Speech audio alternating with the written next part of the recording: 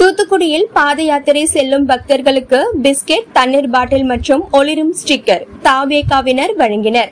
தூத்துக்குடி 3ஆம் மைல் பகுதியில் மாநகர தமிழக வெற்றிக் கழகம் சார்பாக புளியம்பட்டி புனித அந்தோணியர் ஆலய திருவிழாவிற்கு பாத யாத்திரை செல்லும் பக்தர்களுக்கு பிஸ்கெட் பாக்கெட், தண்ணீர் பாட்டில் மற்றும் ஒளிரும் ஸ்டிக்கர் ஆகியவற்றை முன்னாள் கவுன்சிலர் ஜி. ஆனந்தகுமார் தலைமையில் தாவேகாவினர் வழங்கி வழி அனுப்பி வைத்தனர்.